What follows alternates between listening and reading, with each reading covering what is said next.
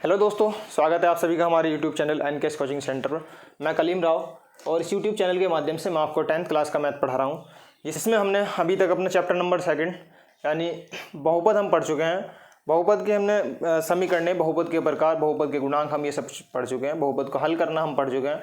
अब हमारे पास जो इसी इस प्रक्रिया में नेक्स्ट टॉपिक हमारे पास है चैप्टर नंबर हम 3 या 2 चरों वाला रैखिक समीकरण युग्म के बारे में बात करने वाले हैं, जिसमें हमारे पास रैखिक समीकरण युग्म जो हमारे पास बनता है वो a1x b1y प्लस c1 बराबर 0, यानी a1x plus b1y plus c1 बराबर 0। ऐसे हमारे पास a2x plus b2y plus c2 बराबर 0 बनता है। आइए पहले मैं आपको बताता हूँ कि दैनिक जीवन में हमारा इसका कहाँ यूज़ है। हमारे पास कभी कभी ऐसी कंडीशन बन जाती है कि हमारे पास कुछ पैसे हैं या कुछ रुपए हैं और हम उन पैसों से कोई दो सामान खरीदना चाहते हैं, और कंडीशन हमारे पास ये बनती है कि हम दोनों सामान खरीद भी लें और हमारे पास जो पैसा है वो कम भी ना पड़े। तो ऐसी दैनिक जीवन के उदाहरण या ऐसी प्रक्रियाओं को हल करने के लिए, ऐसे प्रश्नों को हल करने के लिए हम इस मेथडों का यूज़ भी कर सकते हैं। फिर इस मेथड को हल करने के बाद हमारे पास कुछ मेथड हैं, जैसे इन प्रश्नों को हल करने के लिए पहला हमारे पास ग्राफ विधि है, फिर उसके बाद हमारे पास है प्रतिस्थापन विधि, फिर हमारे पास विलोपन विधि है, फिर इसके बाद हमारे पास है ब्रजगुणन विधि। तो हम एक एक करके एक एक मेथड को पढ़ेंगे। तो पहले मैं आपको उसके बारे में जनरल बता दूँ कि है क्या। जैसे कि दो चरों वाले एक समीकरण में हमारे पास कुछ कंडीशन बनती है। कैसे? यदि जब पहले मैं बता दूं आपको इसमें जो जहाँ a1, a2, b1, b2, c1, c2 ये कभी भी शून्य नहीं हो सकते,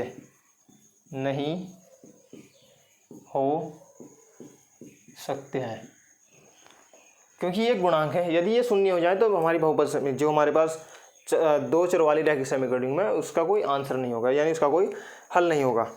अब इन्हें हल करने के लिए हमारे पास कंडीशन है, यानी समीकरणों की तुलना करना। समीकरणों की तुलना करना कैसे? पहली हमारे पास तुलना है, यदि a1/a2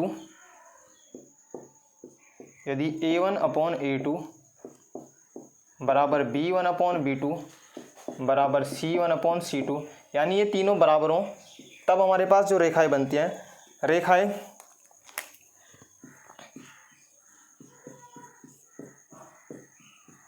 समपाती हैं, यानी समान अनुपात में हैं, और अनेक हल हैं और संगत समीकरण बनती है। संगत समीकरण बनती है। फिर दूसरा हमारे पास है, यदि a1/a2 b1/b2 और नॉट इक्वल c1/c2 बने, तब रेखाएं हमारे पास बनती है समांतर। रेखाएं समांतर हैं, रेखाएं समांतर हैं, और समांतर होने पर कोई हल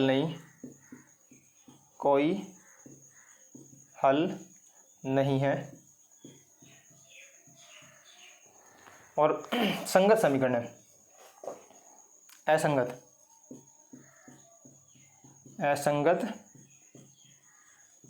समीकरण।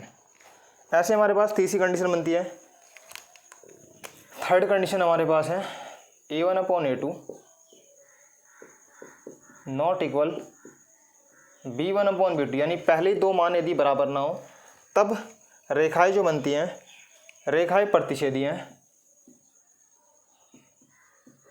रेखाएं प्रतिच्छेदी हैं और केवल एक हल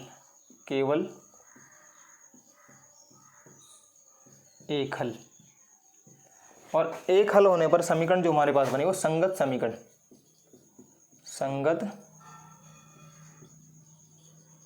समीकरण बनती है। तो सबसे पहले हम ये तीन कंडीशन चेक करते हैं कि यदि a1/a2 बराबर b1/b2 बराबर c1/c2 के मान बराबर आए, तब रेखाएं हमारे पास समपाती बढ़ती है और इसके अनेक हल होते हैं, और ऐसी समीकरण को हम संगत समीकरण बोल सकते हैं। दूसरा हमारे पास यदि a1/a2 बराबर b1/b2 और c1/c2 आपस में बराबर ना हो, तब हमारे पास बनती है रेखाएं समांतर होती है और समांतर समीकरण के कोई हल नहीं होता और ये असंगत समीकरण बनती है। ऐसे हमारे पास बनती है कि यदि रेखाएं के मान a1/a2 not equal to b1/b2 बने, तब हमारी रेखाएं प्रतिच्छेदी बनती हैं और केवल एक हल बनता है और इस समीकरण को हम संगत समीकरण बोल सकते हैं। आइए मैं इनका चित्र बनाता हूँ कि जो हमारे पास पहली रेखा है यानी समपाती सम अनुपात की जो रेखाएं बनती है वो कैसे बनती है कि हमारे पास एक रेखा है, ये कोई रेखा है, इसको हम यदि कुछ हिस्सों में मान ले, यानी इनका जो अनुपात है वो सेम है, ये इधर भी इसी तरह से बढ़ सकती है और इधर भी, यानी दोनों तरह से हम इसको बढ़ा सकते हैं। दूसरा हमारे पास रेखा है समांतर रेखा है। समांतर रेखा होने के लिए हमारे पास दोनों रेखाओं के हर एक बिंदु के बीच की दूरी बराबर होनी चाहिए। यदि इस पॉइंट पे मैं कैलकुलेट करूँ इन पे, यदि इनके बीच का मान 1 है तो इन पॉइंट पे भी इसके बीच का मान हमेशा 1 होना चाहिए। तीसरा हमारे पास है रेखाएं प्रतिच्छेदी। प्रतिच्छेदी रेखाएं हमेशा एक दूसरे को एक बिंदु पर विभाजित करती हैं। ये हमारे पास प्रतिच्छेदी रेखा का ग्राफ है। तो ये था हमारे पास समानुपाती या समपाती, समांतर, फिर प्रतिच्छेदी रेखा का ग्राफ। इसी प्रक्रिया में हम अपने कुछ प्रश्नों को हल करेंगे।